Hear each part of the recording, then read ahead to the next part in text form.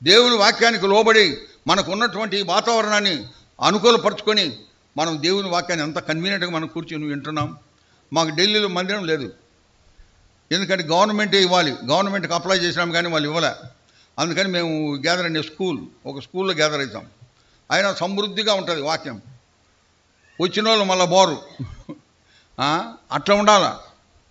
మందిరంలో ఎన్నో జరగచ్చు, ఆ మాదిరి ఉండాలి. భక్సింగ్ గారు వాక్యం చెప్తే అందరినీ గమనిస్తూ ఉంటాడు, గమనించి వాక్యం చెప్తాడు. ఒకసారి ముత్తునాయకం గారు నేను చెప్పినాను అక్కడ మొరటూరులో. ముత్తునాయకం అని ఆయన ఒక ఆయన ఉండేటోడు. ఆయన పెంటుకోసలకు పోయేవాడు, మార్మల్స్ పొందినవాడే కానీ వాక్యం కొరకు పెంటుకోసలకు పోయేవాడు.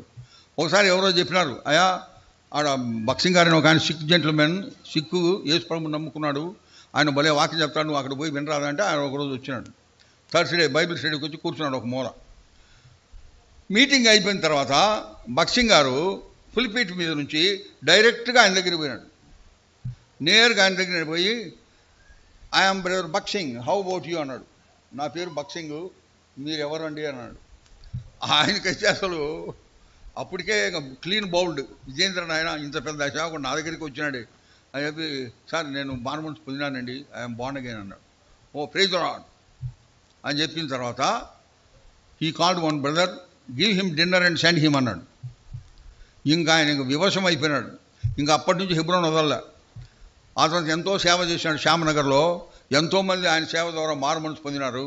ఆ తర్వాత ఎంతోమంది వచ్చేటప్పటికి ఆయన భక్సింగ్ గారి దగ్గరికి వచ్చి, బ్రదర్ ఎంతోమంది మారుమనసు పొందినారు, వాళ్ళకి పరిచయం కావాలా, దేవుని సేవకుని పంపించానంటే నువ్వే సేవకుడు అన్నాడు, నువ్వే చూసుకో అసెంబ్లీ అన్నాడు.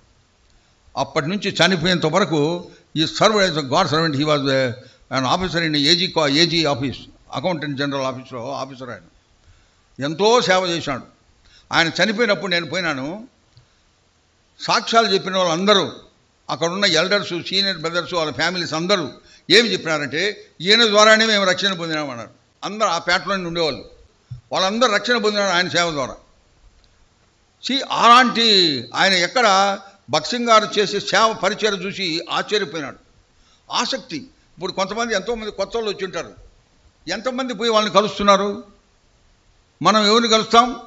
మన ఫ్రెండ్స్, మన అత్త మామలు, లేకపోతే ఎవరు సిస్టర్సు, వాళ్ళ సొంత వాళ్ళని బాగుండా వదిలే అట్లా ఇట్లా మాట్లాడుకొని వెళ్ళిపోతారు. కానీ we have to observe somebody sitting next you. అంతకుముందు ఎప్పుడైనా వచ్చిందా? ఓహో కొత్తగా వచ్చింది అని నువ్వు ప్రార్థన చేసుకోవాలి. ప్రభువా ఇప్పుడు మీటింగ్ అయితే ఆమెతో మాట్లాడితే నాకు సహాయం చేయని ప్రార్థన చేయాలి. అది ఆసక్తి, అది భారం.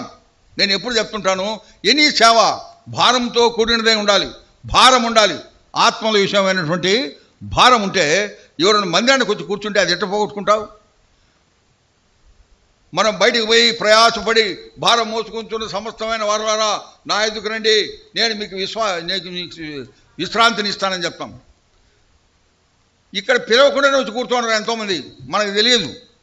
వాళ్ళ సిస్టర్స్ తోటో, వాళ్ళ బ్రదర్స్ తోటో, వాళ్ళ రిలేటివ్స్ తోటో ఏదో పాటలు బాగుంటాయనో, సహవాసం ఉందనో, లేకపోతే భోజనం ఉందనో వస్తారు. వచ్చి మన బాధ్యత ఏంటి? వాళ్ళని గమనించాలా, వాళ్ళతో మాట్లాడాలి. ఎప్పుడన్నా అటు చేసినారా? ఈరోజు చేయండి. ఎంతో ధన్యత వాళ్ళకు. ఒకసారి ఒక ఆయన చెప్పినాడు, నేను ఫలానా మందిరానికి పోయేవాడిని, ఎన్నో నెలలు పోయినాను, ఒక్కరు కూడా నన్ను పట్టించుకోలేదు, ఎవరే కానీ నాతో మాట్లాడలేదు అన్నాడు.